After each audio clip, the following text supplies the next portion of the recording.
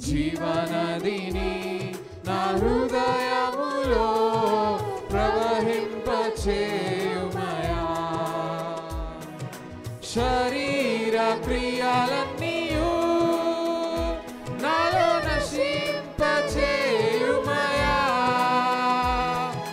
శరీర క్రియలన్నీయు నాలో నశింపచేయుమయా. జీవనదిని నా హృదయములో ప్రవహింపచేయుమయా. జీవనదిని నా హృదయములో ప్రవహింపచేయుమయా. స్తోత్రం చెల్లింతుము, స్తుతి స్తోత్రం చెల్లింతుము. యేసునాథుని వేలులు తలచి స్తోత్రం చెల్లింతుము, స్తుతి స్తోత్రం చెల్లింతుము. సిలువను మోసుకొని సువార్తను చేపట్టి, సిలువను మోసుకొని సువార్తను చేపట్టి, యేసుని వెంబడింప ఎంత భాగ్యమునిచ్చితివి. యేసుని వెంబడింప ఎంత భాగ్యమునిచ్చితివి. స్తోత్రం చెల్లింతుము, స్తుతి స్తోత్రం చెల్లింతుము. యేసునాథుని వేలులు తలచి స్తోత్రం చెల్లింతుము, స్తుతి స్తోత్రం చెల్లింతుము. మధుర స్వరముల గానాలతో వేలాది దూతల గళములతో కొనియాడబడుచున్న నా యేసయ్యా, నీకే నా ఆరాధనా. సంపూర్ణమైన నీ చిత్తమే, అనుకూలమైన సంకల్పమే జరిగించుచున్నావు నన్ను విడువక. నా ధైర్యము నీవేగా. సంపూర్ణమైన నీ చిత్తమే, అనుకూలమైన సంకల్పమే జరిగించుచున్నావు నన్ను విడువక. నా ధైర్యము నీవేగా. నీవే నీవే నా జయ గీతము, నీవే నీవే నా స్తుతి గీతము. నీవే నీవే నా జయ గీతము, నీవే నా స్తుతి గీతము.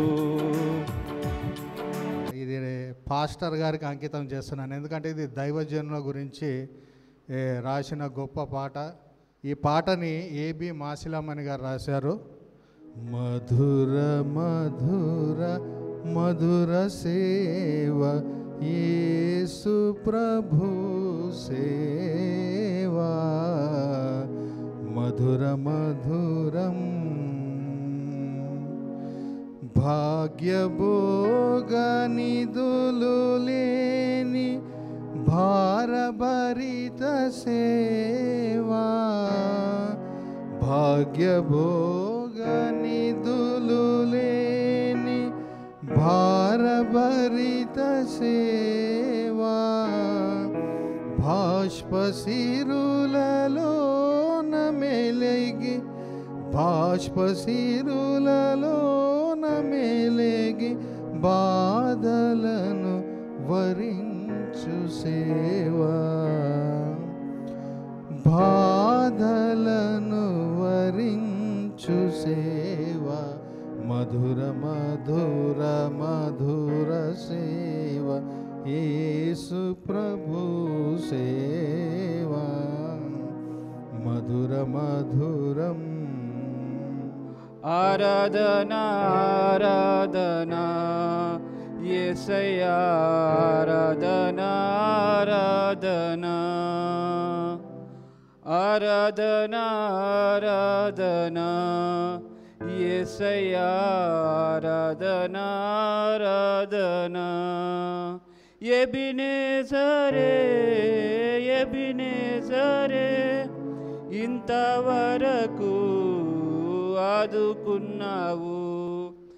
ఎబినేజరే ఎబినేజరే ఇంతవరకు ఆదుకున్నావు.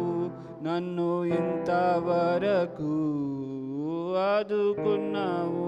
నిన్ను పూర్ణ మనసుతో ఆరాధింతున్, నిన్ను పూర్ణ బలముతో కీర్తించెదన్. ఆరాధనా ఆరాధనా యేసయ్యా ఆరాధనా ఆరాధనా.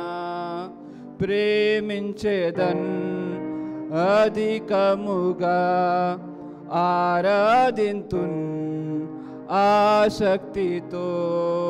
ప్రియా యేసురాజు నేనే చూచిన చాలు, మహిమలో నీ నాయనతో ఉంటే చాలు. ముండ్ల మకుటంబైన తలను చూసి స్వర్ణ కిరీటం పెట్టి ఆనందింతున్. ముండ్ల మకుటంబైన తలను చూచి స్వర్ణ కిరీటం పెట్టి ఆనందింతున్. కొరడాతో కొట్టబడిన వీపును చూసి, కొరడాతో కొట్టబడిన వీపును చూసి ప్రతి ఒక్క గాయమున్ ముద్దాడేదన్. ప్రియా యేసురాజు నేను చూచిన చాలు, మహిమలో నీ నాయనతో నుంటే చాలు. తండ్రి దేవా తండ్రి దేవా నా సర్వం నీవయ్యా, నీవుంటే నాకు చాలు. నీ ప్రేమ వర్ణించుట నా వల్ల కాదయ్యా, నీ కార్యము వివరించుట నా బ్రతుకు చాలదయ్యా. నీ ప్రేమ వర్ణించుట నా వల్ల కాదయ్యా, నీ కార్యము వివరించుట నా బ్రతుకు చాలదయ్యా. తండ్రి దేవా నానందమా నీ ఒడిలో నాకు సుఖము. తండ్రి దేవా నానందమా నీ ఒడిలో నాకు సుఖము. నిన్ను చూడాలని నీ ప్రేమలో ఉండాలని నేను ఆశించుచున్నాను.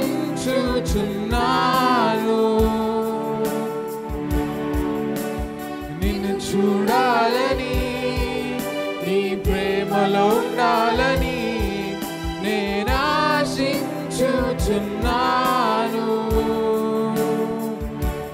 సుందరుడా అతిశయుడా మహోన్నతుడా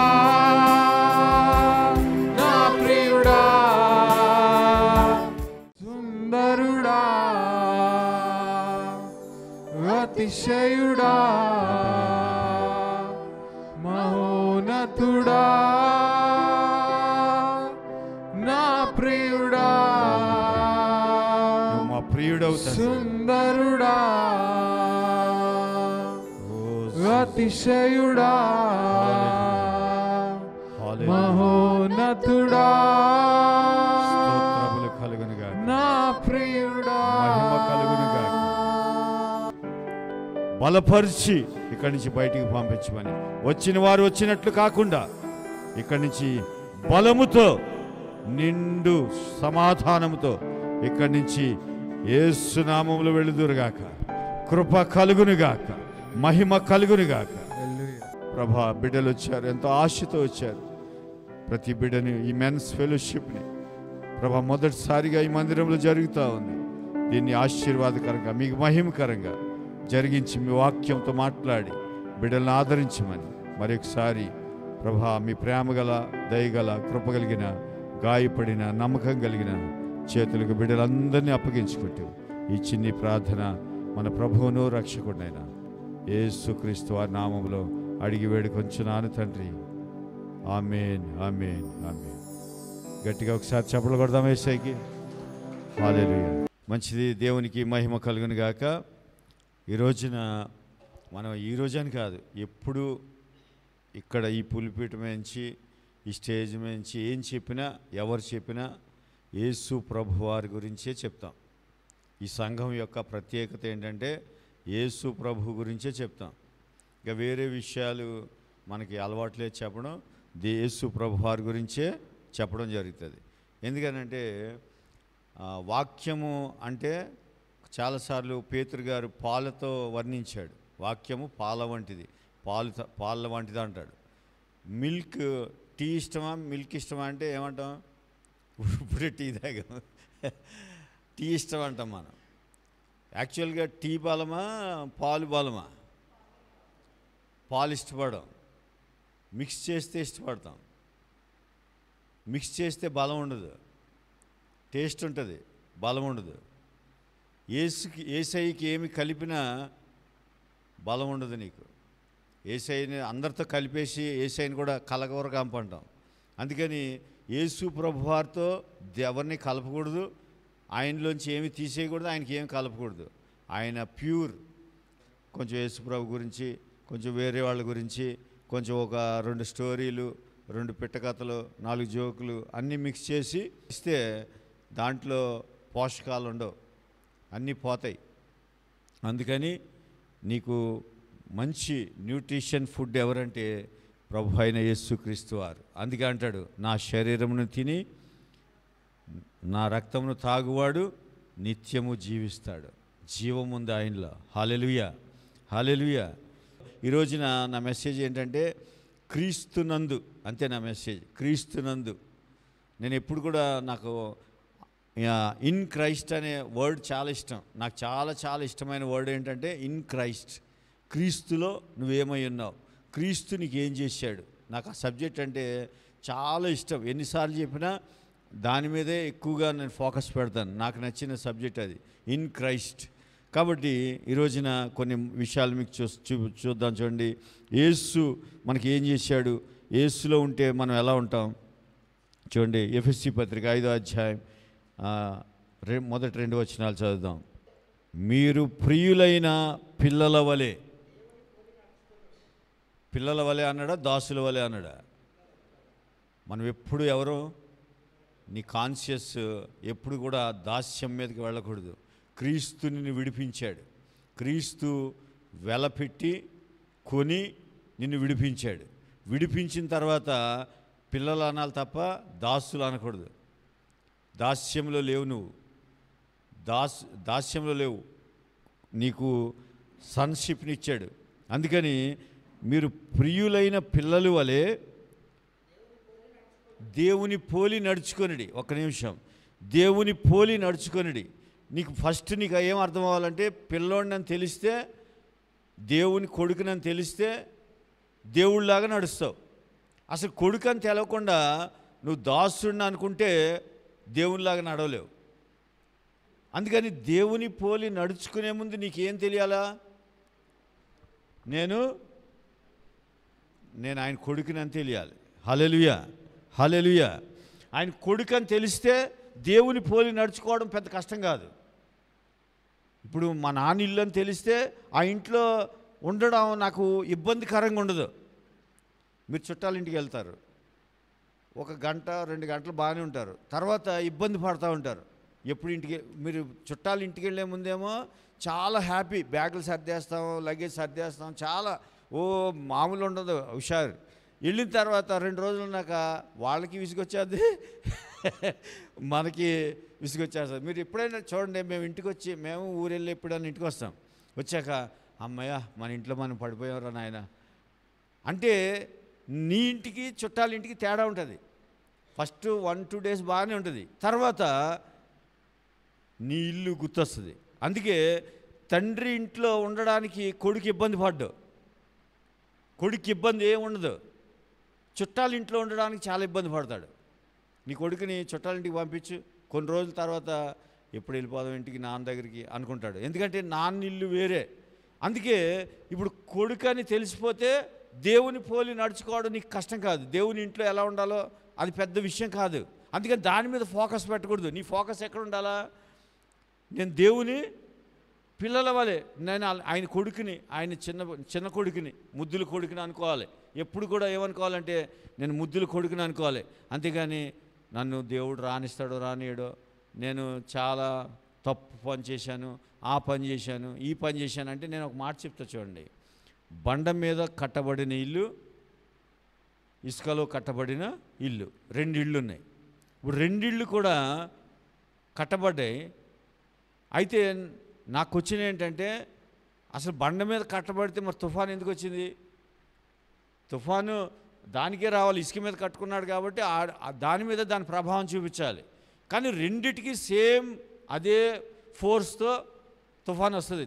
అయితే నువ్వు దేని మీద కట్టావు అనేది ఇంపార్టెంట్. అందుకని నీకు శ్రమలు కష్టాలు మనకి అంతా మన ఆలోచన ఏముందంటే నేను తప్పులు చేశాను, నేను దేవునికి వ్యతిరేకంగా నడుచుకున్నాను కాబట్టి శ్రమ వచ్చింది, కాబట్టి నాకు దరిద్రం అంటుకుంది, లేకపోతే కాబట్టి అనారోగ్యం వచ్చింది.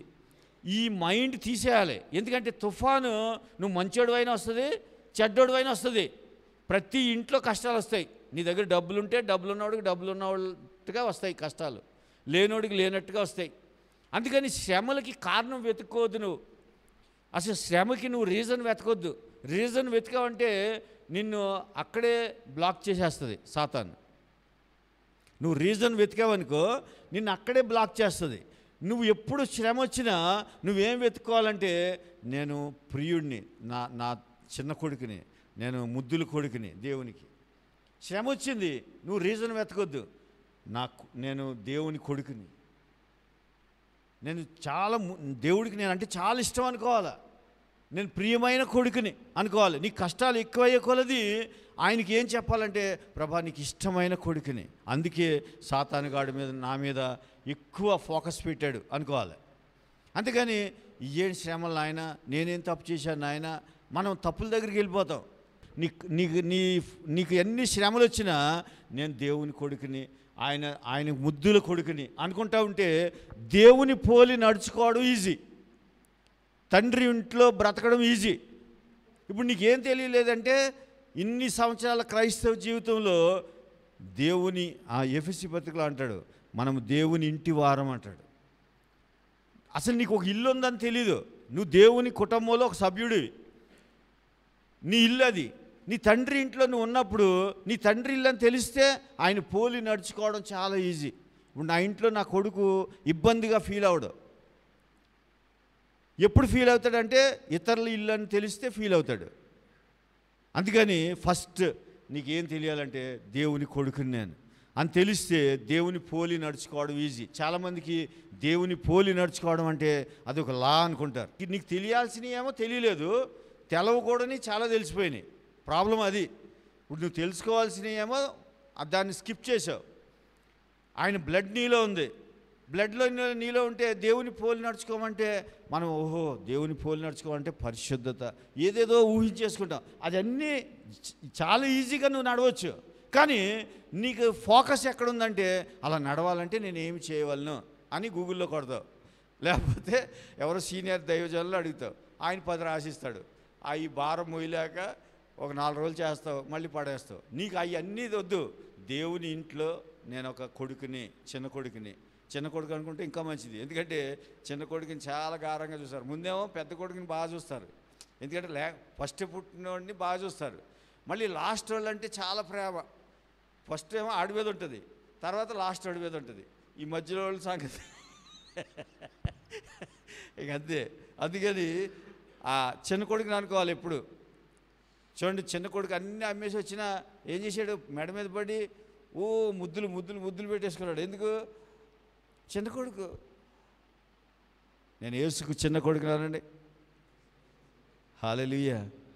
అదే నా తండ్రికి చిన్న కొడుకుని నేను. నువ్వు ఎప్పుడు అలాగే అనుకోవాలి. అలాగుననే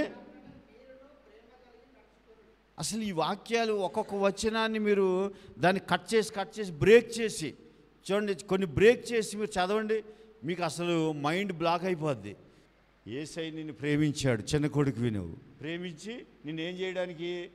పరిమళ వాసనగా ఉండుటకు మన కొరకు తన్ను తాను, అంటే నిన్ను పరిమళ వాసన చేసుకోవడం నీ పనా ఆయన పనా? మాట్లాడాలి వాళ్ళ.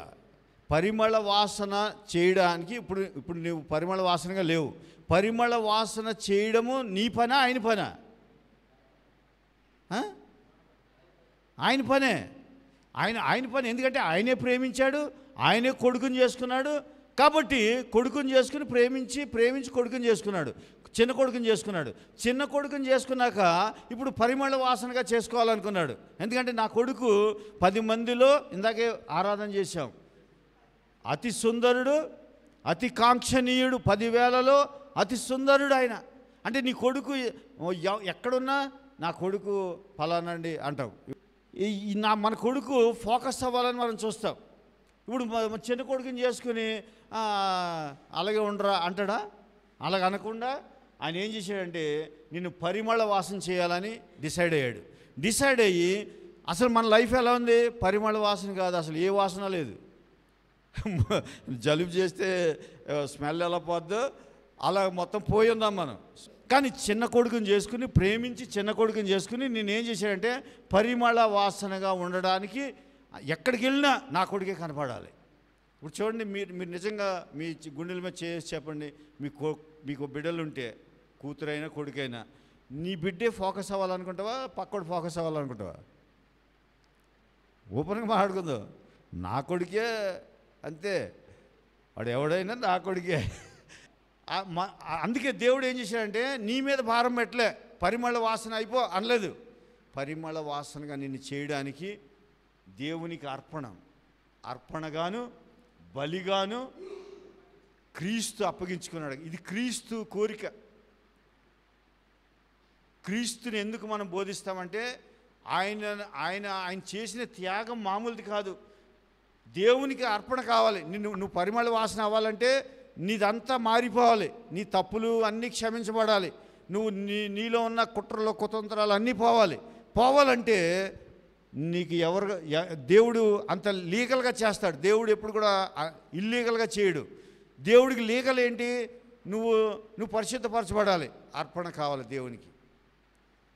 దేవునికి అర్పణ కావాలి. అలాగే బలి కావాలి. బలి ఇస్తేనే నీ పాపానికి క్షమాపణ, లేకపోతే నీలో ఉన్న ఆ బలహీనతలకి క్షమాపణ. బలహీనతలు బలంగా మారాలంటే దేవుడికి అర్పణ కావాలి, బలి కావాలి. ఇప్పుడు ఈ రెండు నిన్నిమ్మంటే నువ్వు చచ్చిపోవాలి అంతే, అది జరగదు. అది అందుకని కొడుకు ఏం చేశాడంటే బలిగాను అర్పణంగాను అప్పగించుకున్నాడు. ఇప్పుడు ఇది అప్పగించుకున్నాడు కాబట్టి లీగల్గా నువ్వేమయ్యావంటే పరిమళ వాసన అయ్యావు. హల్లెలూయా. ఇప్పుడు నువ్వు లీగల్గా పరిమళ వాసన, ఇల్లీగల్గా కాదు, లీగల్గానే నువ్వు పరిమళ వాసన అయ్యావు. తర్వాత చిన్న కొడుకు అయ్యావు. ఇప్పుడు ఈ విషయం నీకు తెలిసే, ఇందులో ఈ వచనాల్లో నీకు తెలియాల్సిన విషయాలు ఏంటంటే నిన్ను ప్రేమించాడు, నువ్వు చిన్న కొడుకువి, తర్వాత నువ్వు పరిమళ వాసనగా ఉన్నావు. దీని అంతటికి వెనకాల ఒక నీకు తెలియకుండా నీ బిహైండ్ ఏం జరిగిందంటే ఒక కార్యం జరిగింది. దేవునికి అర్పణ బలిగా క్రీస్తు తను తాను అప్పగించుకున్నాడు. ఇది గుర్తిస్తే దేవుని పోలి నడుచుకోవడం కొడుకుగా చాలా ఈజీగా ఉంటుంది. ఇప్పుడు నీ లైఫ్లో చూడండి, నీ లైఫ్ చుట్టూ కష్టాలు, ఇబ్బందులు, శ్రమలు ఉన్నాయి. కానీ నీకేం తెలియాలి? ఎంత భక్తిగా ఉండాలో అదిగా తెలియాల్సింది. ఎంత మనం అంటాం కదా, నేను చర్చికి వెళ్తానే ఉన్నానండి అయినా బ్లెస్ అవ్వలేదు, నేను చాలా నన్ను తగ్గించుకున్నానండి అయినా బ్లెస్ అవ్వో. ఎందుకంటే ఇవన్నీ కాదు చేయమన్నది. ఆయన వాక్యం వేరు, నువ్వు చేస్తున్నది వేరు. ఆయన ఏమన్నాడంటే నువ్వు నా చిన్న కొడుకువి, నిన్ను ప్రేమించాను, నిన్ను పరిమళ వాసనగా చేశాను, కాబట్టి ఇదంతా చేయడానికి నేను ఒక కార్యం చేశాను, బలి అర్పణ దేవునికి ఇచ్చాను, నన్ను నేను అప్పగించుకున్నాను, కాబట్టి ఈ రోజు నుంచి నువ్వు పరిమళ వాసన, ఈ రోజు నుంచి నువ్వు తండ్రికి చాలా ఇష్టడవు, ఈ రోజు నుంచి నువ్వు చిన్న కొడుకు అని చెప్పాడు. చెబితే ఈ మూడింటిని బట్టి నువ్వు ఎంజాయ్ చేసి నువ్వు నేర్చుకోవాలి. ఇప్పుడు తండ్రి నీకు కొన్ని నీకు కావాల్సిన వస్తువులు ఇచ్చాడు అనుకో. మా డాడీ కీబోర్డ్ అడిగాడు, కీబోర్డ్ కొనిచ్చాను. ఇప్పుడు ఆడు కీబోర్డ్ని ఎంజాయ్ చేస్తాడా, లేకపోతే తండ్రికి దాసుడిగా ఎలా ఉండాలో నేర్చుకుంటాడా? చెప్పండి. కీబోర్డే ఎంజాయ్ చేస్తాడు. తండ్రి నేను ఎంత కష్టపడి కొనిచ్చానా తర్వాత సంగతి. ఇప్పుడు అర్పణ బలి ఇచ్చాడు, కానీ అది తర్వాత సంగతి. నువ్వేమి ఎంజాయ్ చేయాలి చెప్పాలి. ఏమి ఎంజాయ్ చేయాలి? నువ్వంటే దేవుడికి ఇష్టడు, ఎంజాయ్ చేయి. తర్వాత నువ్వు పరిమళ వాసన ఎంజాయ్ చేయి, నువ్వు చిన్న కొడుకువి ఎంజాయ్ చేయి. ఆ మూడు ఎంజాయ్ చేయకుండా నేను ఏం చేయాలి, నేనేం చేస్తే పరిశుద్ధుడిని, నేనేం చేస్తే ఇంకా నువ్వు ఎక్కడున్నావంటే ఈ బలి అర్పణని పక్కన పెట్టేశావు. పక్కన పెట్టేసి నేనేం చేయాలి అంటే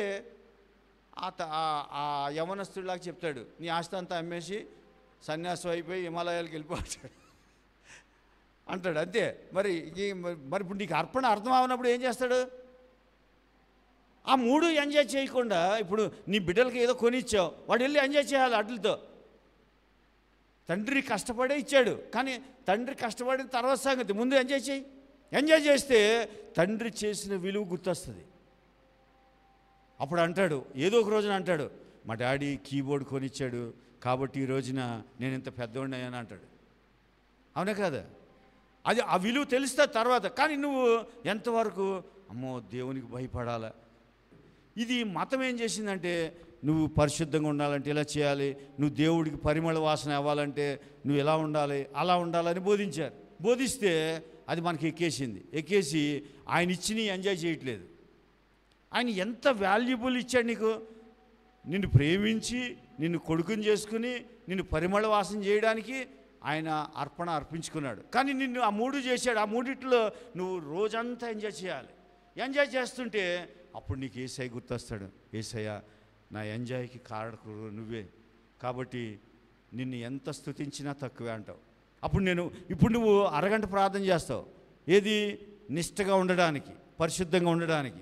ఇది చెయ్యాలి కాబట్టి చేస్తావు. ఈ మూడిట్లో ఎంజాయ్ చేసావు అనుకో. ఏ మూడు చెప్పండి? దేవుడు నిన్ను ప్రేమించాడు, చిన్న కొడుకుని చేసుకున్నాడు, పరిమళ వాసన చేశాడు. మళ్ళీ అగైన్ ఏం చేశాడు? దేవుడు నిన్ను ప్రేమించాడు, చిన్న కొడుకుని చేసుకున్నాడు, పరిమళ వాసనగా చేశాడు. ఈ మూడిట్లో ఎంజాయ్ చేయి. నువ్వు రోజు చేస్తుంటే యేసు ప్రభుని స్తుతించడం. రోజుకి మామూలుగా అయితే నువ్వు స్నానం చేసి 5 నిమిషాలు ప్రార్థన చేస్తావు, లేకపోతే ఒక అధ్యాయం చదివి ఒక 5 నిమిషాలు ప్రార్థన చేస్తావు. ఈ మూడిట్లో ఎంజాయ్ చేస్తే నేను చెప్తున్నాను, నీకు టైమే తెలియదు. 3-4 గంటలు దేవుని సన్నిధిలో కూర్చుంటావు. నీకు ఆ ఎంజాయ్ ఆ దేవుడు ఇచ్చినట్లో ఎంజాయ్ చేయడం రాలేదు కాబట్టి నువ్వేం చేస్తున్నావు అంటే మత సంబంధిగా మిగిలిపోయావు. మత సంబంధి కాదు, ఆయన నీ తండ్రి. ఇలా మనము చాలా అసలు మనం ఎప్పుడు లేకపోతే నేను ఏదో తప్పు చేశాను. నేను మాట చెప్తాను చూడండి. యేసయ్య ఎప్పుడు కూడా మనం కూడా యేసయ్యలో ఉన్న వాళ్ళు ఎలా ఉంటామంటే వీ లవ్ ద సిన్నర్. జాగ్రత్తగా వినండి. We love the sinner but hate the sin. ఇప్పుడు ఈ చేతికి సపోజ్ క్యాన్సర్ వచ్చింది. ఈ చెయ్యి అంటే ఇష్టం లేదా, క్యాన్సర్ అంటే ఇష్టం లేదా? క్యాన్సర్ అంటే ఇష్టం లేదు, కానీ చెయ్యి అంటే ఇష్టమే. కొన్నిసార్లు డాక్టర్ చెయ్యి తీసేయాలంటాడు, తీసేయమంటాం. ఎందుకు? చెయ్యి అంటే ఇష్టం లేక కాదు, చెయ్యి అంటే ఇష్టమే, కానీ అందులో ఉన్న క్యాన్సర్ అంటే ఇష్టం లేదు. అది తీసేసుకోవడానికి చెయ్యి తీసేయమంటాం. అలాగే యేసయ్యకి పాపి అంటే ఇష్టం, నువ్వు నేనంటే ఇష్టం. అందుకే ఆయన పాపులతో కలిసి భోంచేశాడు. జక్కయ్య పాపం ఎలా పోయింది బయటికి? నువ్వు అబ్రహాం కుమారుడువే అన్నాడు. దెబ్బకి పాపం వెళ్ళిపోయింది. మంచి కార్యాలు వచ్చేసినాయి. ఎక్కడి నుంచి వచ్చాయి? ఎవరు ట్రైనింగ్ ఇచ్చారు ఆయనకి? ఎన్నేళ్ళు ట్రైనింగ్ ఇచ్చారు? ఏ మోటివేషనల్ స్పీకర్ దగ్గరికి వెళ్ళాడు ఆయన? ఎవరి దగ్గరికి వెళ్తే మారిపోయాడు? యేసయ్య రక్షణ వచ్చింది అన్నాడు, రక్షణ ఇచ్చాడు, రక్షణలో ఎంజాయ్ చేశాడు జక్కయ్య. హల్లెలూయా. రక్షణలో ఎంజాయ్ చేయడం మొదలు పెట్టగానే నా ఆస్తిలో సగం బేదలకు ఇచ్చేస్తా అన్నాడు, దేవునికి ఇచ్చేస్తా అన్నాడు. ఎవరు చెప్పారు ఇవి? అంటే నీ బిహేవియర్ మారాలన్నా, నీ లైఫ్ స్టైల్ మారాలన్నా నీకు కావాల్సింది ఏంటంటే మత సంబంధమైన పద్ధతులు కాదు నువ్వు నేర్చుకోవాల్సింది. దేవుడిచ్చిన దాంట్లో ఫస్ట్ ఎంజాయ్ చేయడం నేర్చుకో. ఎంజాయ్ చేయి. మేబీ ఎంజాయ్ చేసే టైంలో నీ బిహేవియర్ బాగోదు. ఇప్పుడు తండ్రి చిన్న కొడుకు డబ్బు ఇచ్చాడు, డబ్బు తీసుకెళ్ళి ఎంజాయ్ చేస్తున్నాడు, డబ్బులో ఎంజాయ్ చేశాడు, కానీ బిహేవియర్ బాగలేదు. కానీ బాగోకపోయిన తండ్రి ఇచ్చిన దాంట్లో ఎంజాయ్ చేస్తే ఎప్పటికైనా నువ్వు తండ్రి దగ్గరికి వచ్చేస్తావు. హల్లెలూయా, హల్లెలూయా. ఎంతమందికి అర్థమైంది? అందుకే తండ్రి ఇచ్చిన దాంట్లో నువ్వు ఎంజాయ్ చేయాలి అంతే ఫస్ట్. అంతేగాని నేను ఎలా ఉన్నాను నీకు చాలామంది ఉంటుంది బైబిల్లో.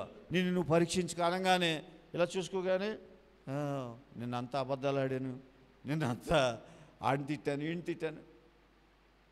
మరి మనం ఉన్నది ఈ లోకంలో. ఒకసారి కోపం వస్తుంది, ఒకసారి మంచి చేస్తాం, ఒకసారి చెడ్డ చేస్తాం, ఏదో చేస్తాం. కానీ నీ గుర్తింపు ఏంటంటే ఇన్ క్రైస్ట్ నువ్వెవరు అంటే పరిమళ వాసన, చిన్న కొడుకువి, నిన్ను ప్రేమించాడు. ఈ మూడిట్లో రోజు గంతులేస్తూ ఉండాలి. ఆ మూడు నీ నీ నీ గుర్తింపులు వాటితో ఎంజాయ్ చేస్తూ ఉండాలి. ఎంజాయ్ చేస్తూ ఉంటే నీ దగ్గరికి వచ్చిన ప్రతి బలహీనత బయటికి వెళ్ళిపోతూ ఉంటుంది. జక్కయ్య నుంచి వెళ్ళిపోయింది. మనకి ఏం కావాలంటే క్రీస్తుని సంపాదించుకో. క్రీస్తు ఎవరు, క్రీస్తు ఎందుకు వచ్చాడు, నిన్నేం చేశాడు, దాంట్లో స్టడీ చేయి. స్టడీ చేస్తున్న కొలది నీలో తెలియకుండానే మార్పులు వచ్చేస్తాయి. అసలు నిన్నెవడు బాగు చేయాల్సిన అవసరం లేదు, నిన్నెవరో రక్షించాల్సిన అవసరం లేదు, నిన్నెవరో ఊబులోంచి బయటికి లాగాల్సిన అవసరం లేదు. నిన్ను నువ్వే బాగు చేసుకోవచ్చు. ఎలా అంటే క్రీస్తుకి అప్పగించేయాలి. చూడండి, అపోస్తలుడైన పౌలు 7వ అధ్యాయం రోమపత్రికలు చదవద్దు, అందులో చాలా స్ట్రగుల్ అవుతాడు. అయ్యో నేను మంచి చేయాలనుకుంటున్నా చెడ్డ చేస్తున్నా, ఇలా ఎందుకు జరుగుతుంది, నాలో ఆ నియమం ఉందంటాడు, ఈ నియమం ఉందంటాడు, లాస్ట్కి అన్నీ ఆయనకి అర్థం కాక నన్ను మొత్తానికి శరీరము, ప్రాణము, ఆత్మ ఇవన్నీ చెప్పుకుని నా బాడీని తీసుకెళ్ళి క్రీస్తులో పెట్టేశాడు. క్రీస్తులో పెట్టాక ఆయనకు రెవల్యూషన్ వచ్చింది. క్రీస్తునందున్న వారికి ఏ శిక్షా విధి లేదు. హల్లెలూయా. గట్టిగా చప్పట్లు కొడదాం యేసయ్యకి.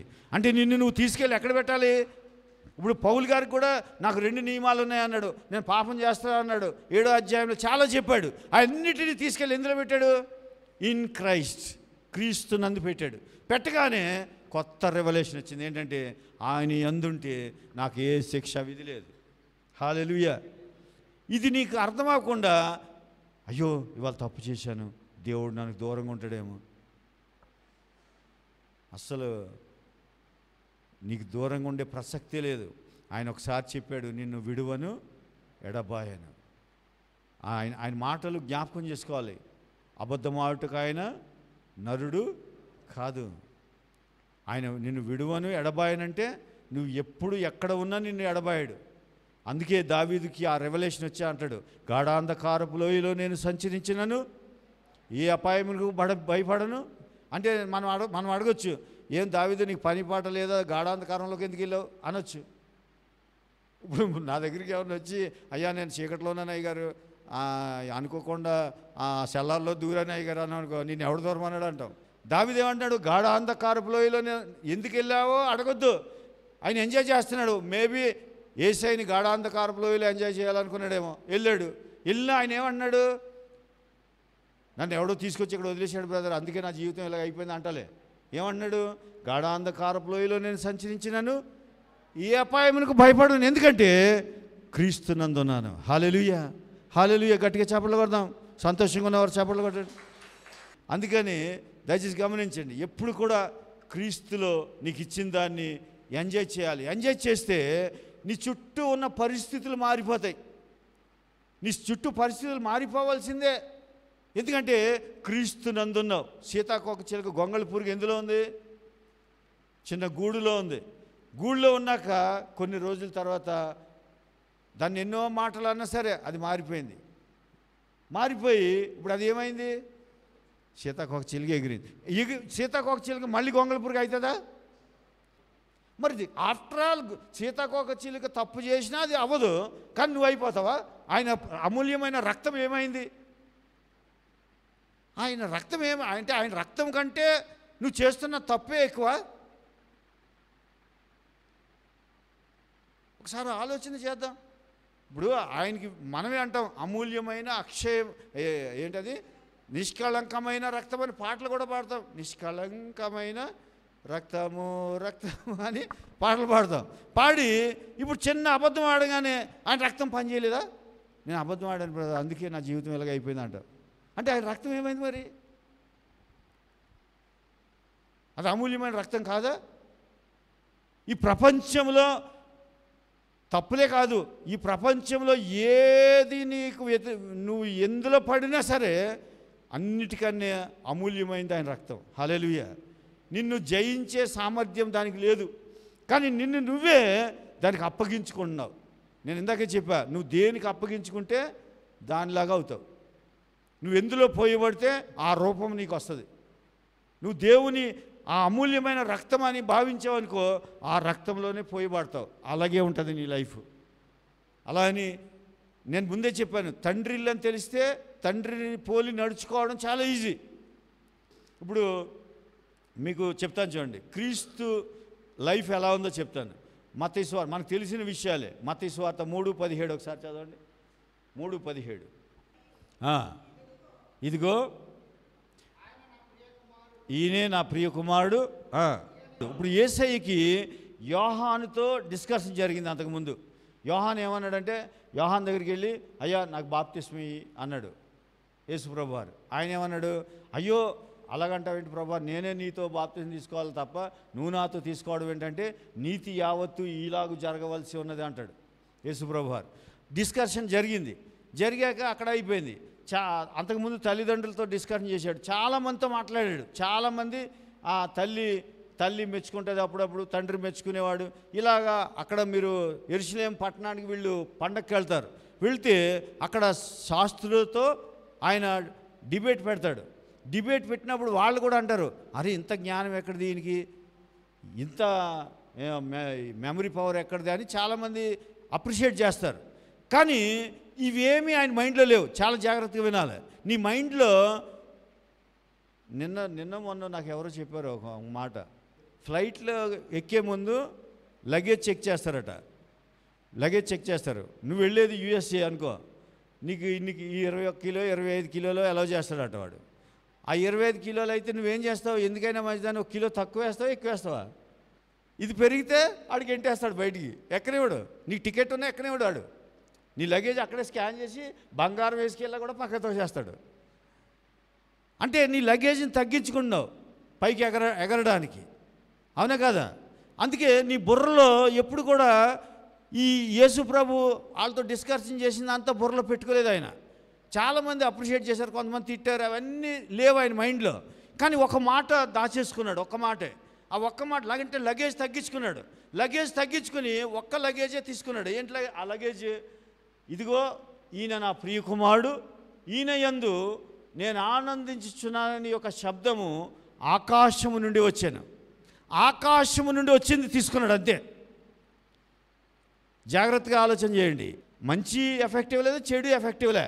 ఆయన మైండ్లో లగేజ్ తగ్గించుకున్నాడు. ఎందుకనంటే పైకి ఎగిరే మనిషి ఆయన. చూడండి, ఇప్పుడు ఈగల్ ఉంది. ఈగల్ బరువు ఎక్కితే ఎగరలేదు అది. అందుకే అది 40 ఇయర్స్ వచ్చాక ఏం చేస్తుంది అంటే కొండ మీదకి వెళ్ళి దాని ముక్కుని బాగా షార్ప్ చేసుకుని దాని వెంట్రుకల అన్నింటినీ తీసేసుకుంటుంది. అంటే వెయిట్ తగ్గించేసుకుంటుంది. తగ్గించుకుంటే మళ్ళీ 40 సంవత్సరాలు బతుకుతుంది అంటది. అంటే ఇప్పుడు వెయిట్ తగ్గించుకుంది, ఎగురుతుంది అది. నువ్వేం చేసావంటే వెయిట్ తగ్గించుకోవడం అంటే ఇప్పుడు మీరు రేపటి నుంచి మొత్తం అన్నం మానేయకండి. అయ్యోక జబ్బులు వస్తున్నాయి ఇప్పుడు. ఎందుకంటే మన మెటబాలిజం సిస్టమ్ దెబ్బతినకూడదు. ఎప్పుడు కూడా జ్ఞాపకం ఉంచుకోండి. చాలామంది ఏం చేస్తారంటే తగ్గిపోవాలని అన్నం మానేస్తారు, తగ్గిపోవాలని అది తింటాం మానేసి ఇది తింటారు. కొంతమంది ఏమో గోధుమ గడ్డి తింటారు, అది తౌడు తాగుతారు. అవి కాదు, నీ మెటబాలిజం తగ్గకూడదు. నీకు ఇక్కడ చెత్త ఉండొద్దు. ఇక్కడ చెత్త పెట్టుకుని నువ్వు ఎన్ని చేసినా జబ్బులే వస్తాయి, మళ్ళీ అయ్యే వస్తాయి. అందుకే నువ్వు తగ్గించుకోవాల్సిన వెయిట్ ఎక్కడంటే బాడీలో కాదు, ఇక్కడ తగ్గించాలి. ఇక్కడ యేసు మాటలు తప్ప. అందుకే తండ్రి పేతురుతో మాట అంటాడు. ఏమంటాడంటే యేసు మాట. ఆయన వచ్చేసి పేతురు గారికి చాలా చెత్త ఉంది లోపల ఉండి, ఏలియాని చూశాడు, మోషేని చూశాడు, సంబరపడిపోయాడు. నా జీవితంలో ఇంతకన్నా వండర్ ఏముందిరా నాయన, 7 వండర్స్ సంగతి దేవుడు ఎరుగు, ఇంతకన్నా వండర్ ఏముంది, మోషేని చూసేసాను, హల్లెలూయా అనుకున్నాడు. అనుకుని అయ్యా యేసుప్రభుకి చెప్పేస్తున్నాడు, నీకోటి, మోషేకోటి, ఏలియాకోటి, 3 పర్ణశాలలు. ఒక్క రాత్రి చేపలు పడకపోతే గిలగల కొట్టుకున్నాడు, 3 పర్ణశాలలు కట్టేస్తాడట.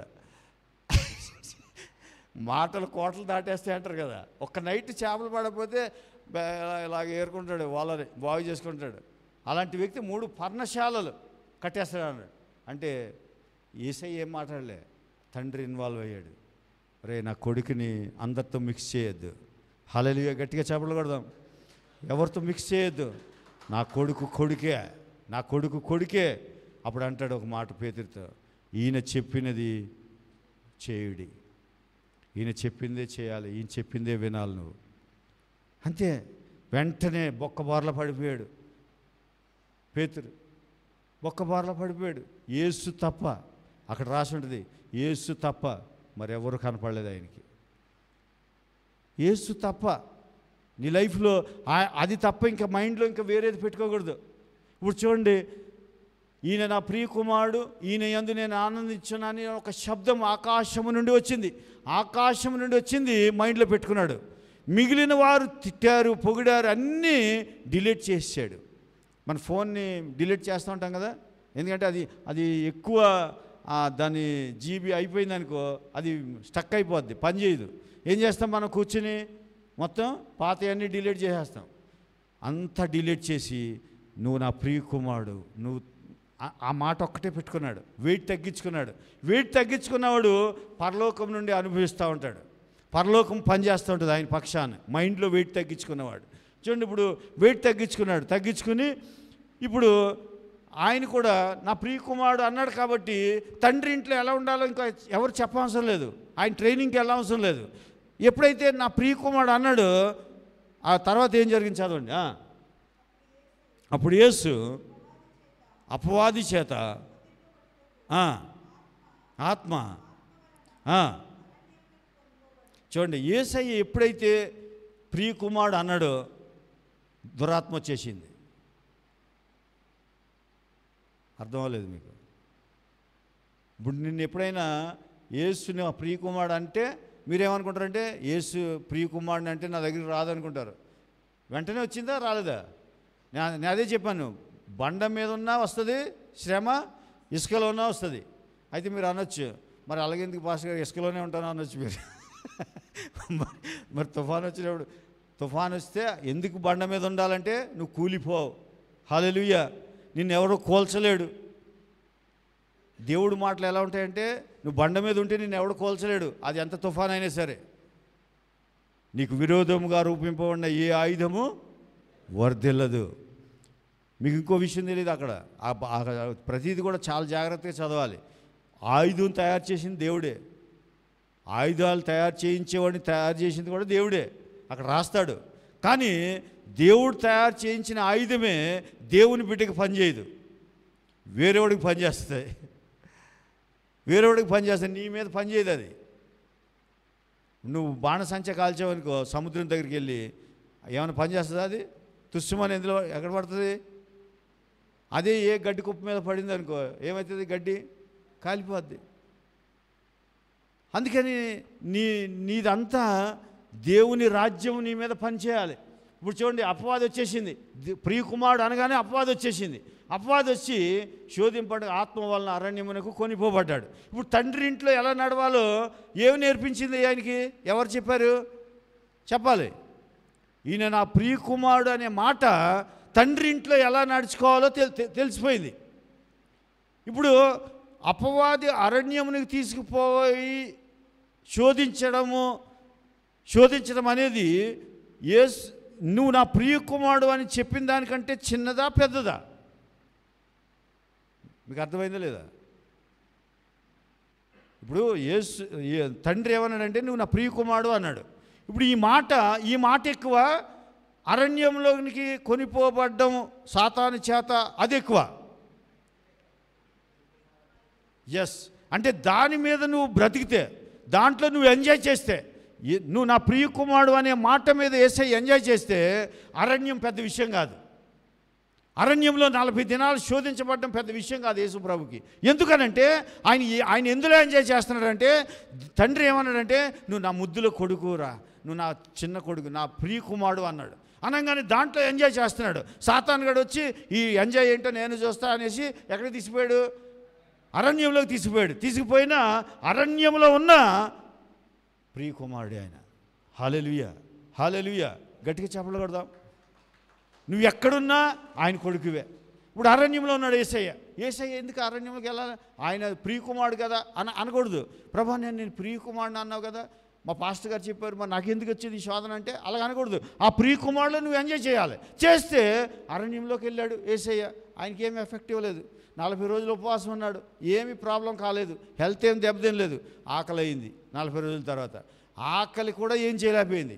ఆకలి అయితే మళ్ళీ వచ్చాడు సాతాను గాడు వచ్చి, నువ్వు ప్రియ కుమారుడు కదా అడుగు. ప్రతిసారి అంటాడు, నువ్వు ప్రియ కుమారుడు అండవు, నువ్వు కుమారుడు కదా అంటాడు. ప్రియ కుమారుడు అంటే అడిగి మళ్ళీ గుర్తు చేసినట్టు ఉంటుంది అని సాతాను గాడు దేవుడు చెప్పినట్టు చెప్పడు వాడు. మీరు కావాలంటే బైబిల్ చదవండి, అక్కడ ప్రియ కుమారుడు అనలేదు, నువ్వు దేవుని కుమారుడు అయితే అంటాడు. కానీ దేవుడు ఏమన్నాడు? ప్రియ కుమారుడు అన్నాడు. సాతాను గాడు కట్ చేసాడు. మనం కూడా కొన్ని డిలీట్ ఈ మధ్యనే ఈ సోషల్ మీడియా వచ్చాక కట్ చేసేసి పేస్ట్ చేస్తూ ఉంటారు. అన్ని కొన్ని మాటలు తీసేసి కొన్ని కలిపి అలా చేస్తారు. అలాగా సాతాను గాడి బుద్ధి అది ఇప్పుడు వచ్చింది వాట్సాప్లో. అది కట్ పేస్ట్లు అనేవి ఆడియే. ఈ చూడండి, ఇప్పుడు ఆ ప్రియ కుమారుడు అనేది కట్ చేసేసి నువ్వు దేవుని కుమారుడు అయితే ఆకలి అవుతుందిగా, ఈ రాళ్ళని రొట్టెలు చేసేసుకో అన్నది. ఇప్పుడు చేసేసుకోవచ్చు. చేసుకుంటే ప్రియ కుమారుడు అనే దాన్ని నువ్వు అనుమానించినట్టు. కొన్నిసార్లు సాతాను వస్తుంది నీ దగ్గరికి, ప్రియ కుమారుడువే కదా నువ్వు దేవునికి, నువ్వు ప్రియ కుమారుడు అయినప్పుడు నిన్నేం చేస్తాడులే, ఏం కాదు, ఈ లంచం తీసేసుకో అంటది, నీకు చాలా అవసరం, ఈ 10,000 తీసేసుకో అంటది. అప్పుడు నువ్వే అనుకుంటావు, అవును కదా నేను ప్రియ కుమారుడిని, ఫోన్లేదు నేను ప్రియ కుమారుడిని కాబట్టి ఏం చేసినా పర్వాలేదు అనుకుంటావు. నువ్వు ప్రియ కుమారుడు అని తెలిస్తే అక్కడ అంటాడు, మనుష్యుడు రొట్టె వల్ల మాత్రం కాదు కానీ దేవుని మాట నుంచి వచ్చే ప్రతి మాట నుండి బ్రతుకును. అంటే నీ బ్రతుకు యేసు మాట మీద ఉంది. హల్లెలూయా, హల్లెలూయా. నువ్వు చచ్చిపోయే దానికోసం శ్రమ పడుతున్నావు. అందుకే పౌలు అంటాడు, క్షయమైన వాటి కొరకు మీరు కష్టపడొద్దు అంటాడు. క్షయమైన పోయేవంటే ఈ జీవితంలో అన్నీ క్షయమైపోయేవే. అక్షయమైన వాటి కొరకు కష్టపడను అంటాడు. అక్షయమైనవి ఏంటి? ఆకాశం నుండి వచ్చే అక్షయమైనవి, వాటి కొరకు కష్టపడు. అంతేగాని ఈ క్షయమైన వాటి కోసం స్ట్రగుల్ అయిపోవద్దు. అందుకే యేసయ్య ఆకలి పెద్ద సమస్య కాదు ఆయనకి, ప్రియ కుమారుడు అనేది ఎక్కువ. హల్లెలూయా, హల్లెలూయా. అందుకే నువ్వు ఇన్ క్రైస్ట్ నీకు అర్థమైతే నువ్వు దేన్ని లెక్క చేయవు అసలు. ఇప్పుడు యేసయ్య నా క్వశ్చన్ ఏంటంటే, యేసయ్య అనుకోవచ్చు కదా, ఇదేంటి నాయన ప్రియ కుమారుడు అన్నావో లేదో, సాతాను గాడు వచ్చాడు, అరణ్యానికి వెళ్ళిపోయాను, 40 రోజులు ఉపవాసం ఈ జంతువుల మధ్యలో, నాకు ఏం కర్మ నాయనా ఇది, తర్వాత ఆకలి అవుతుంటే రొట్టెలు లేవు, ఇక్కడ తింటాకు తిండి లేదు, నిన్ను నమ్ముకున్నందుకు ఇదా ప్రభా అనొచ్చు కదా. ఆయనకి ఏం అర్థమైంది చెప్పండి, ఎందుకనలేదు? నేను ప్రియ కుమారుడిని ఎక్కడున్నా. చూడండి, ఇప్పుడు ఆయన ప్రియ కుమారుడు అన్నాడు కాబట్టి అరణ్యంలో ఉన్న ఒకటే, ఆ రొట్టెలు లేకపోయినా నో ప్రాబ్లం, వాక్యంతో బ్రతికేస్తా అన్నాడు. సాతానుగాడు ఎన్ని చెప్పినా లాస్ట్కి గద్దించాడు, నా ఇద్దరు నుండి పో అన్నాడు. వెళ్ళిపోయాక మీరు గమనించండి, ఆ అధ్యాయంలో ఆ చివరిలో ఉంటుంది రిఫరెన్స్ ఏంటంటే 3:11 అనుకుంటా. చూడండి లాస్ట్లో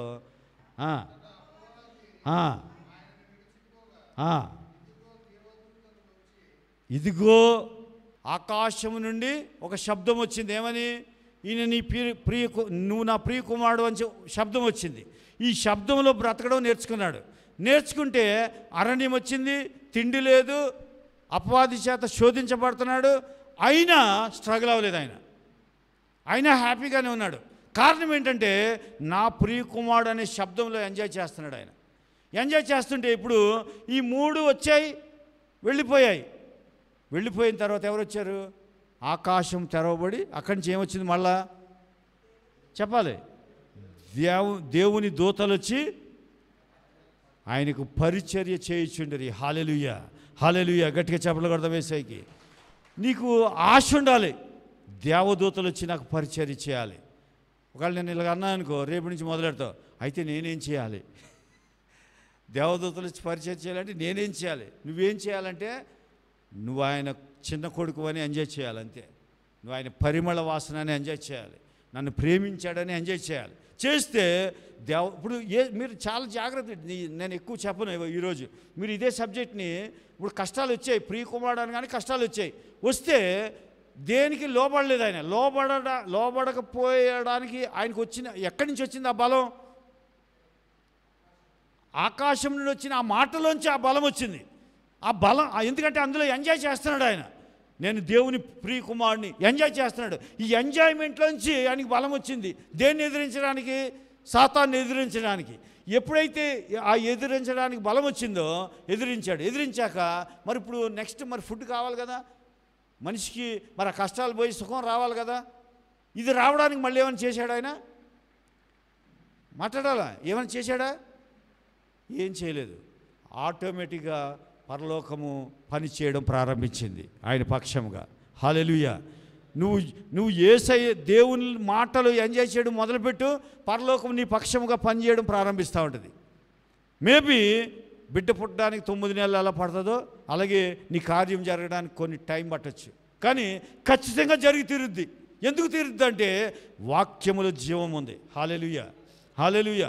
ఆ వాక్యము నీ పక్షంగా పనిచేస్తూ ఉంటుంది. నువ్వు ఎంజాయ్ చేస్తూ ఉండాలి. నీ పని ఏంటంటే కష్టాలు ఎందుకు వచ్చాయి, అనారోగ్యం ఎందుకు వచ్చింది, నా బ్రతికి ఇలాగ ఎందుకు అయింది, నేను ఎందుకు ఫెయిల్ అయిపోయాను, నా లైఫ్ ఏంటి ఎలా ఉంది, ఇది కాదు నీ ఆలోచన. నీ ఆలోచన ఏమై ఉండాలంటే క్రీస్తులో నేను ఎవరై ఉన్నాను, క్రీస్తు పరిమళ వాసన చేశాడు, క్రీస్తు నన్ను ప్రేమించాడు, క్రీస్తులో నేను చిన్న కొడుకుని అనుకుంటూ ఉంటే నీకు వచ్చిన శోధన ఆటోమేటిక్గా పోవడానికి పరలోక రాజ్యం పనిచేస్తుంది. ఆ రాజ్యం నీ పట్ల ఎలా పనిచేస్తుంది అంటే ఆయన దూతలను పంపిస్తాడు. అవసరమైతే వాళ్ళు వచ్చి నీ కాళ్ళు నొక్కుతారు, వాళ్ళు వచ్చి నీ జబ్బులు తీసేస్తారు, వాళ్ళు వచ్చి నీకు పరిచయం చేస్తారు. నువ్వు అనుకుంటావు, అయ్యో ఇంత కష్టంలో ఉంటే నేను వాడికి ఎంతో సహాయం చేశా, వాడు నాకు రాలేదు, లేకపోతే వీడికి ఎంతో చేశాను, వాడు నాకు హెల్ప్ చేయలేదు, వాడు చేయలేదు, వీడు చేయలేదని మళ్ళీ మైండ్లో చెత్త అంతా వేసుకుంటావు. ఏమి వేసుకో అవసరం లే. నువ్వు ఆయనలో ఏమై ఉన్నావో నువ్వు ఎంజాయ్ చేస్తూ ఉంటే పరలోక రాజ్యం నీ పక్షంగా పనిచేస్తూ ఉంటుంది, అంతే. హల్లెలూయా. అలాంటి రాజ్యం పని చేయనుగాక మీ పక్షమున. ఎందుకంటే నీకు తెలియాల్సింది నీ తప్పులు కాదు. ఇప్పుడు చూడండి, ఆదాము ఏం నేర్చుకున్నాడంటే తోటలో మంచి చెడులు నేర్చుకున్నాడు. దేవుడు నీకు అది నేర్పడం దేవుడి ఉద్దేశం కాదు. దేవుడు ఏమంటాడంటే జీవమును గురించి నేర్చుకో, అంతే. మంచి చెడు ఆయనకు అవసరం లేదు. మంచి చెడులు నేర్చుకున్నాకే పాడైపోయాడు ఆదాం. మాట్లాడతలేదు మీరు. ఏం తిన్నాడు ఆయన? మంచి చెడుల ఫలం ఇచ్చు ఆ వృక్ష ఫలాన్ని తిన్నాడు. తిన్నాక ఏమొచ్చినాయి?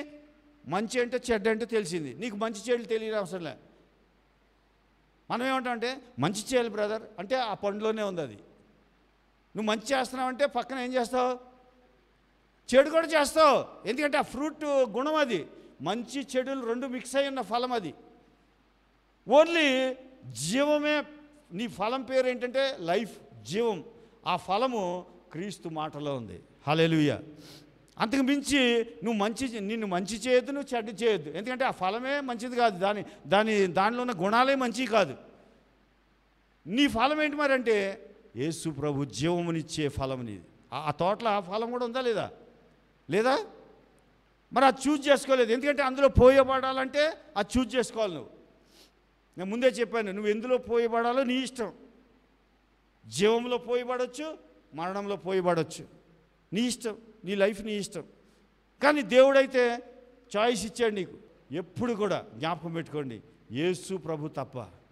శోధనలు రావచ్చు, కానీ నీ పక్షంగా పని చేయడానికి ఒక రాజ్యం ఉంది. దేవుడు ఏర్పాటు చేసుకున్నాడు ఆయన రాజ్యాన్ని. ఏదో ఎవరో గవర్నమెంట్ నీకు హెల్ప్ చేయకపోవచ్చు, కానీ తండ్రికి ఒక రాజ్యం ఉంది. ఆ రాజ్యము ఈ భూమి మీద పనిచేస్తుంది. హల్లెలూయా. గట్టిగా చెప్పలు కొడదాం యేసయ్యకి. అలాంటి రాజ్యము నీ పక్షాన్ని పనిచేస్తుంది.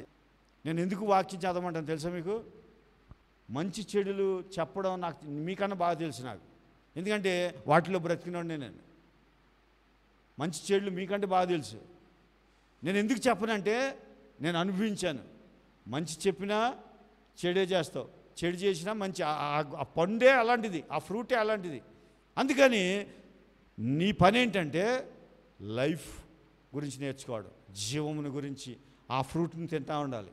ఆ ఫ్రూట్ పేరే వర్డ్, వాక్యం, యేసు ప్రభు వాక్యం. ఆయన మాటలు వింటూ ఉంటే మధురంగా ఉంటాయి. అందుకని ఎప్పుడు కూడా నేను ఈరోజు ఈ స్లోగన్ ఒకటి రాసుకుని వెళ్ళండి. మనం we love the sinner but hate the sin. నువ్వు ఎప్పుడు కూడా పాపిని ద్వేషించొద్దు, వాళ్ళు ఉన్న పాపాన్ని ద్వేషించు. అందుకని అసలు మందిరం ఉన్నదే వాళ్ళ కోసం. అందుకని యేసు ప్రభు చేసిన పరిచర్య అదే. వాక్యాన్ని చదివేసి ఊరుకోను. నాకు యేసయ్య ఇలా తెల్ల అంగి వేసుకున్నట్టు ఆ పక్కనే ఆ కాళ్ళ దగ్గర ఆ తెల్ల బట్టలు వాడు కూడా వేసుకుని ఇలా చేతులు కట్టు కూర్చున్నాడేమో మేబీ అనుకుంటాను. నాకు అలా అనిపిస్తుంది. స్వస్థ చిత్తుడై. అప్పుడు వరకు ఎలా ఉన్నాడు వాడు? రాళ్ళు పెట్టుకుని గీసేసుకుని కేకలు పెట్టి నిద్ర లేదు, తిండి లేదు. అలాంటి వ్యక్తి కూర్చుని అయ్యా నేను కూడా వస్తానయ్యా నీతో అంటే, నేను చేసిన కనికరమును గురించి చెప్పి వెళ్ళి నీ మీద నేను చూపిన కనికరం ఎలాంటిదో వాళ్ళకి తెలియచేయి అంటే, ఆ అధ్యాయం అంతా యేసయ్య కనికరము ఎలా ఉంటుందో చూపించాడు అతనికి. వాక్యం చదివినప్పుడు బాగా లోతుగా వెళ్ళాలి. కనికరం ఎలా ఉంటుందో ఆ అధ్యాయంలో నేర్చుకోవాలి మనం. ఓహో, కనికరం అంటే ఇప్పుడు వరకు ఆ గరాసేన దేశంలో దెయ్యాలు పెట్టిన వాడికి చూపించింది ఏంటి? కనికరము.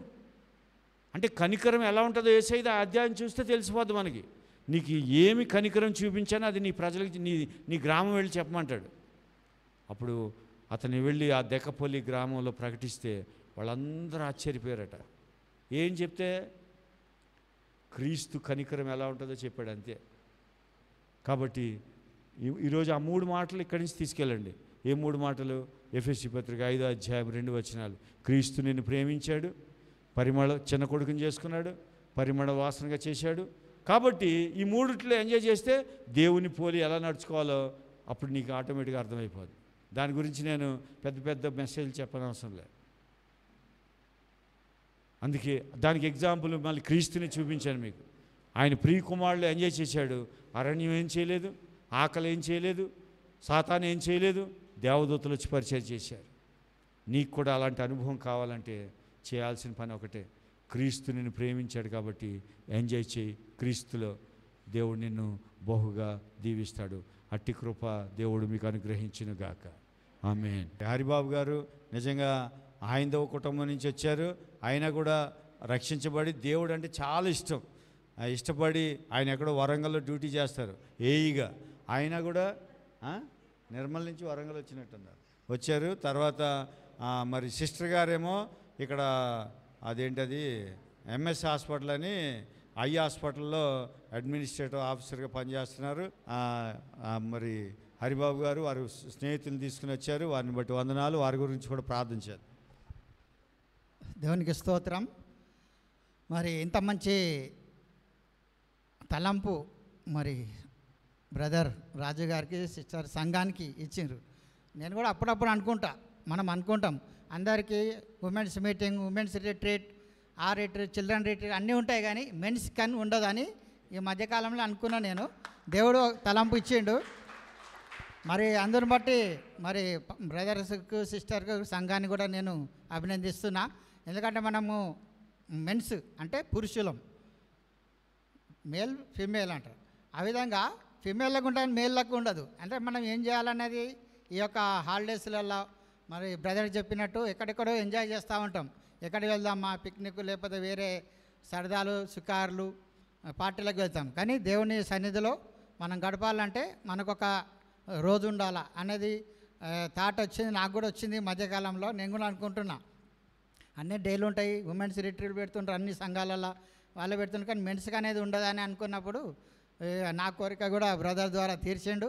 మనం కూడా మళ్ళొకసారి అందరం కలిసి మరి చప్పట్లతోటి అభినందిస్తాం. Thank you. ఇదే విధంగా మనం కూడా మరి ఇంకా ముందు కూడా పెట్టి ఈ విధంగానే మనం కూడా కొద్దిగా కలుసుకొని దేవుని వాక్యంలో, ప్రార్థనలో మనం గడపాలని నా యొక్క కోరిక. కాబట్టి మనం వాక్యం వెలుగులో ఇంకా ముందుకు సాగాలంటే మరి ఇలాంటి మరి మీటింగ్లో కానీ బ్రదర్ ద్వారా దేవుడు చక్కని వాక్యం, మరి బ్రదర్లో ఒక టాలెంట్ ఉన్నది, మీరు గమనించారో లేదో, నేనైతే గమనించిన. ఆయన మాట, ఆయన యొక్క స్టైల్, వే ఆఫ్ స్టైల్ ఏ విధంగా చెప్పి ఏ విధంగా నవ్విస్తాడు, ఆ విధంగా దేవుడు అతన్ని వాడుకుంటున్నాడు. నేను దాంట్లో గ్రహించిన. కాబట్టి ఆకర్షణ శక్తి మరి ఆ యొక్క మాటలో, ఆ యొక్క దేవుని వాక్యం పంచడంలో మరి దేవుడు ఆయనకి ఇచ్చిన జ్ఞానాన్ని బట్టి దేవునికి వందనాలు చెల్లిస్తుంటున్నాను. మరి ఇంత మంచి ఈ యొక్క కార్యక్రమాన్ని మరి ఏర్పాటు చేసినందుకు మరొకసారి దేవునికి మరి బిడ్డలు కూడా మరి నా యొక్క కృతజ్ఞతలు తెలియజేస్తూ, ఇప్పటి వరకు విన్న వాక్యాన్ని దేవుడు మనల్ని ఆశీర్వదించాలని కోరుతూ, ఈ యొక్క అవకాశం మనందరికి కల్పించిన పాస్టర్కు, సంఘానికి, అందరికి కూడా నేను వందనాలు స్తోత్రాలు చెల్లిస్తూ ముగిస్తున్నా. Thank you very much. మంచిది. మరి బ్రదర్ గారు చాలా బ్లెస్ అయ్యారు. చాలాసార్లు చెప్తూ ఉంటారు, మీ అప్పుడప్పుడు మీటింగ్స్కి వస్తారు, చాలా బ్లెస్ అయ్యాం వాక్యం ద్వారా అని చెప్తూ ఉంటారు. అలాగే మన సంఘం అయితే ప్రతి వారం బ్లెస్ అవుతుంది వాక్యంతో. కాబట్టి చెప్పండి మాటలు బట్టి దేవునికి వందనాలు.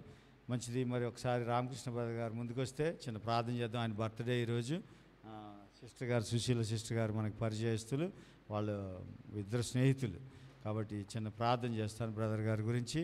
ప్రభా, ఈరోజు ప్రత్యేకంగా రామకృష్ణ గారి నాయన తండ్రి జన్మదినోత్సవం ప్రభా, ఈ వేడుక ఇంత ఘనంగా మీ సన్నిధిలో ప్రభా జరుపుకోవడానికి ఇచ్చిన ఈ అవకాశాన్ని బట్టి వందనాలు. ఈ సంవత్సరం అంతా కాచి కాపాడారు ప్రభా. రాబోయే ఈ నూతన సంవత్సరం అంతా కూడా ప్రభా ఎక్కువగా మీ వాక్యంలో నిజంగా ఈరోజు మీరు ఒక వాగ్దానం బెడికిచ్చారు. నేను నిన్ను ప్రేమిస్తున్నాను, నువ్వు నా కుమారుడవు, నిన్ను పరిమళ వాసనగా చేశాననే వాగ్దానం ఇచ్చి పంపిస్తున్నారు. కాబట్టి ఇక మీదట బ్రదర్ గారు ఎక్కడున్నా 10 మందికి దీవెనకరంగా ఉండినట్లు సహాయం చేయండి.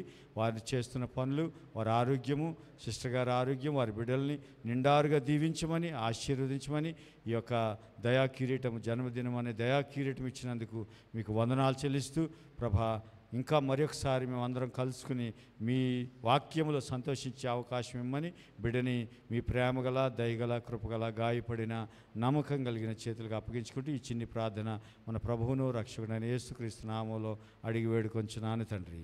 ఆమేన్, ఆమేన్. మంచిది. మరి చిన్న ప్రార్థన ఇక ఇంతవరకు చెప్పబడిన వాక్యం నిమిత్తమే చిన్న ప్రార్థన చేసుకుని మనం లంచ్కి వెళ్ళిపోదాం. మహోన్నతుడా, సర్వశక్తిమంతుడా, కృప కలిగిన, ప్రేమ కలిగిన తండ్రి ప్రభా, ఈ రోజున ఎందుకో మీరు ప్రేరేపించారు ఈ మెన్స్ ఫెలోషిప్ పెట్టి హాలిడే రోజున మీ సన్నిధిలో గడపాలని ఎంతో ఆశపడ్డాం. దీన్ని మేము అనుకున్న దానికంటే ఎంతో ప్రభానైన తండ్రి మహిమకరంగా, ముఖ్యంగా క్రీస్తు ప్రభా ఎవరై ఉన్నారు, క్రీస్తులో మేము ఏమై ఉన్నాం, ప్రభువులో మేము ఏమై ఉన్నాం ప్రభా, అలా ఉంటే మేము ఆనందిస్తే మాకు వచ్చే లాభం ఏంటి, ఎలా మేము బ్రతకాలి అనే విషయాన్ని, మీలో మేము ఎలా బ్రతకాలి అనే విషయాల్ని ఎంతో ప్రభా మీ పరిశుద్ధాత్మ ద్వారా మాకు నేర్పించినందుకు మీకు వందనాలు చెల్లిస్తూ, ప్రతి బిడ్డను, పాల్గొన్న ప్రతి బిడ్డను మీ ప్రేమగల, దయగల, కృపగలిగిన, గాయపడిన, నమ్మకం కలిగిన చేతులకు అప్పగించుకుంటూ ప్రతి ఒక్కరిని పేరు పేరున దీవించమని ఈ చిన్ని ప్రార్థన మన ప్రభువును రక్షకుడైన యేసుక్రీస్తు వారి నామములో అడిగి వేడుకొంచున్నాను తండ్రి. ఆమేన్. ఆశీర్వాదం తీసుకుందాం. మన తండ్రి అయిన దేవుని ప్రేమ, కుమారుడైన యేసుక్రీస్తు వారి యొక్క కృప, పరిశుద్ధాత్మని సహవాసము మనందరికీ సదాకాలము తోడయ్యుండును గాక. ఆమేన్, ఆమేన్.